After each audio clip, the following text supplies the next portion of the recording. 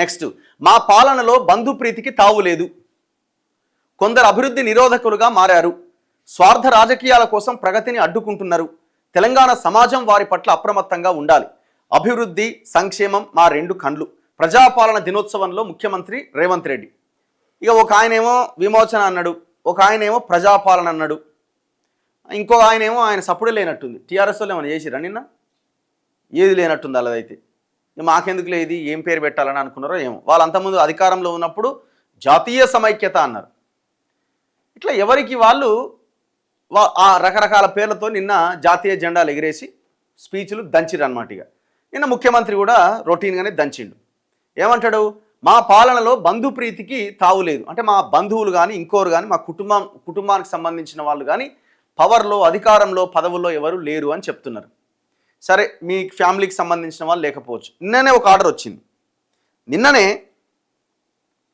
ఒక ఆర్డర్ వచ్చింది. మొన్న ఒక ఆర్డర్ వచ్చింది.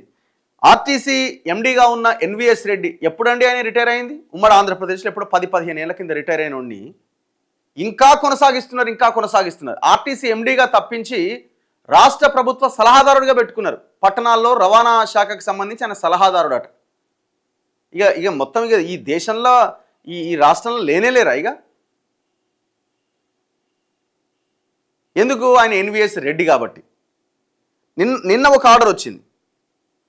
మరి మీకు బంధుప్రీతి లేదేమో కానీ కులప్రీతి బాగున్నట్టుంది కదా అనిపిస్తున్నది. ఇగో నిన్న వచ్చిన ఆర్డర్ ఏంటంటే,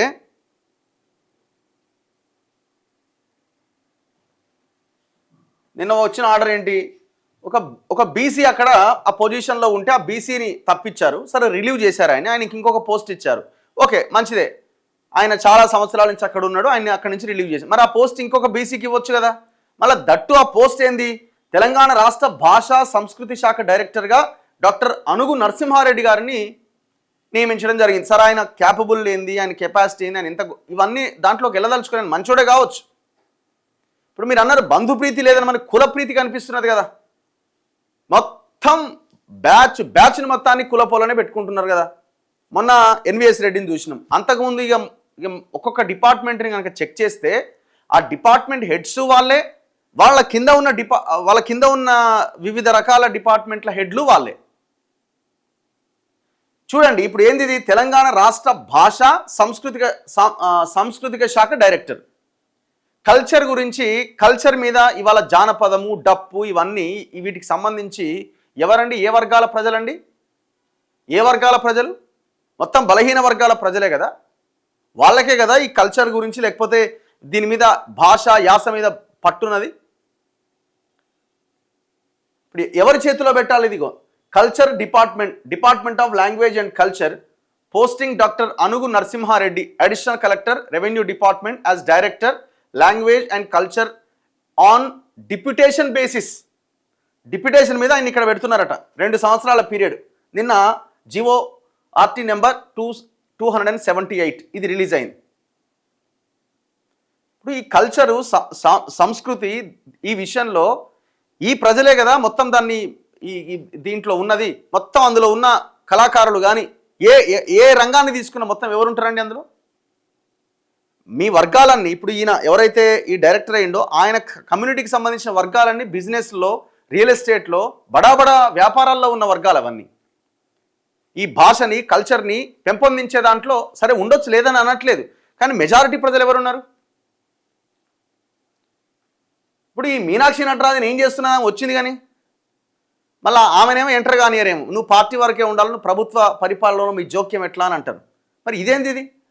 ఒకవైపునేమో రిజర్వేషన్లు అంటారు, ఇంకొక వైపున 42% అంటారు, విజయోత్సవ సభ చేస్తాం కామారెడ్డిలో అంటారు, ఇంకో వైపున మీరు ఇవ్వాల్సిన పదవుల్లో ఎలాంటి బిల్లుల అవసరం లేకుండా, ఎలాంటి ఆర్డినెన్స్లు అవసరం లేకుండా, లోక్సభ అవసరం లేకుండా, పార్లమెంట్ అవసరం లేకుండా, అసెంబ్లీ అవసరం లేకుండా మీరు జస్ట్ పెన్ను సంతకంతో ఇచ్చే పదవుల విషయంలో ఎందుకు ఇంత భయంకరమైన నిర్ణయాలు తీసుకుంటున్నారు?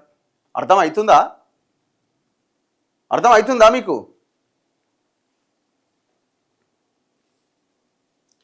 సాయుధ పోరాట స్ఫూర్తితో మొదలైన మన ప్రయాణం ప్రపంచ వేదికపై తెలంగాణ జెండా ఎగిరే స్థాయికి చేరాలని ముఖ్యమంత్రి రేవంత్ రెడ్డి ఆకాంక్షించారు. 1948 సెప్టెంబర్ 17 ఈ గడ్డపై రాచరికానికి గోరి కట్టి ప్రజాపాలనకు హారతి పట్టిన రోజు. అందుకే ఇది ప్రజాపాలన దినోత్సవం. ఎక్కడి ప్రజాపాలన దినోత్సవం చెప్పండి?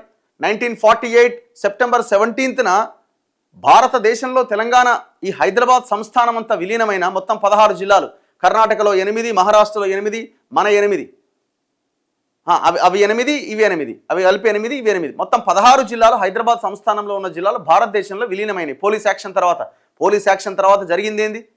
పేద ప్రజల చేతిలో ఉన్న భూములు మొత్తం కొల్లగొట్టబడ్డాయి. పోలీస్ యాక్షన్ తర్వాత వందలాది మంది ప్రాణాలు కోల్పోయినారు.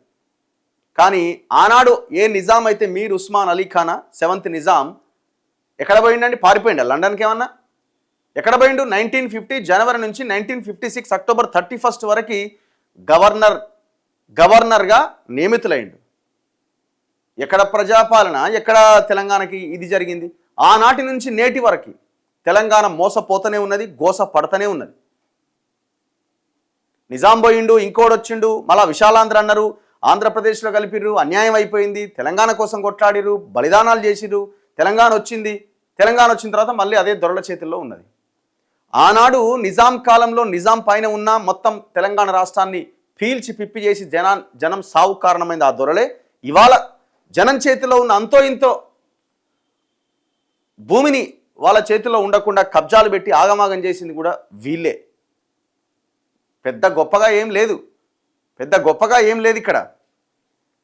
అందుకే ప్రజాపాలన దినోత్సవం. అదేవిధంగా డిసెంబర్ 7, 2023 స్వరాష్ట్ర ప్రజాస్వామ్య ప్రస్థానంలో మరో మైలురాయి.